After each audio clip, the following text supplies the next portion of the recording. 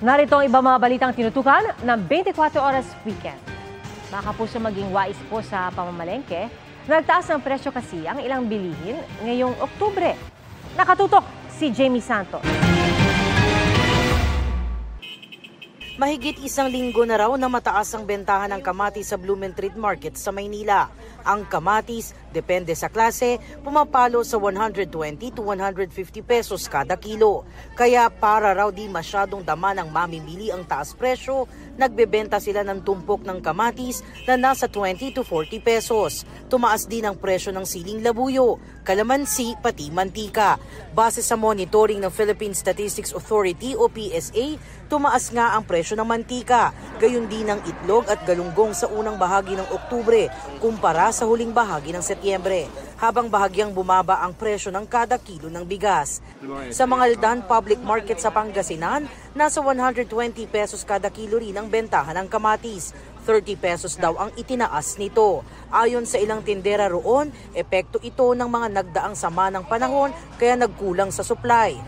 Sa General Santos City Public Market, tumaas naman ng 10 pesos ang kada kilo ng baka. Sa report ng Super Radyo Gensan, kulang daw ang supply ng karne ng baka kaya umabot ng 350 pesos kada kilo ang presyo nito mula sa 340 pesos. Bumaba naman ng 10 pesos ang presyo ng karneng baboy.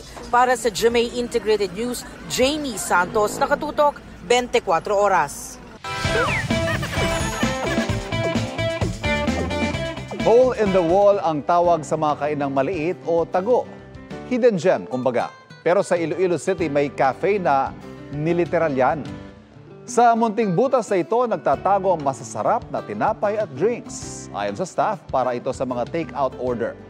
Merong dine-in area at sa normal na pinto naman ang daan. Ang trendy cafe na ito dinarayo rin ng mga taga-kalapit na probinsya. Magkaisa sa Advocacy for Self-Awareness sa Breast Cancer sina Heart Evangelista at Kailin Alcantara, may mga ibinahagi rin sila tungkol sa kani-kanilang mga proyekto. Narito ang aking chika. Who is with me today?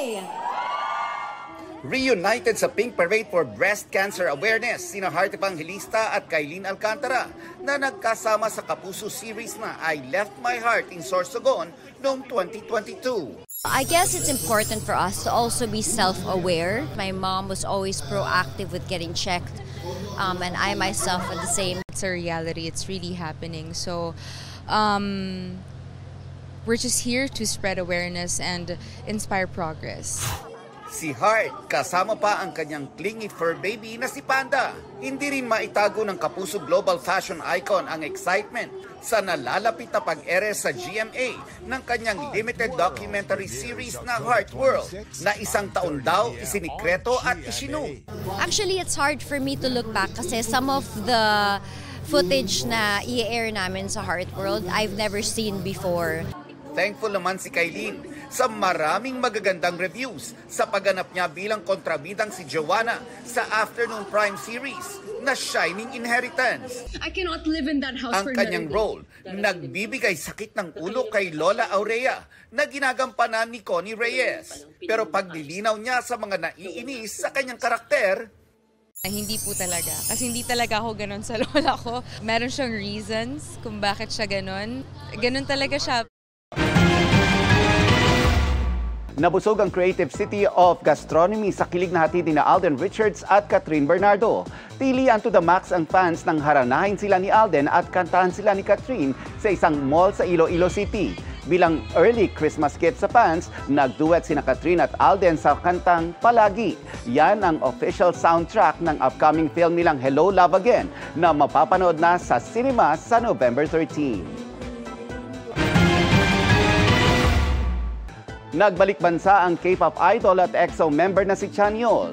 Labis ang kilig ng EXO-Ls kay Chanyeol sa kanyang Cityscape concert kagabi. Ipinakita rin dito ni Chanyeol ang galing sa pagtugtog ng gitara.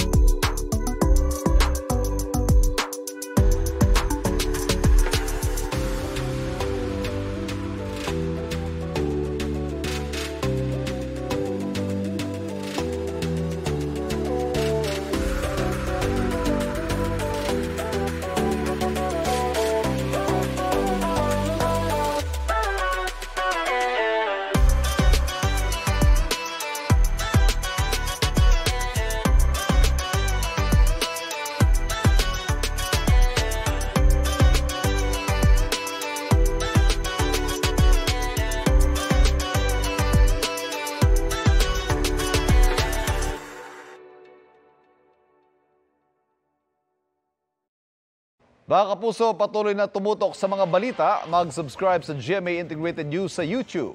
Sa mga kapuso abroad, samahan niyo kami sa GMA Pinoy TV at www.gmanews.tv.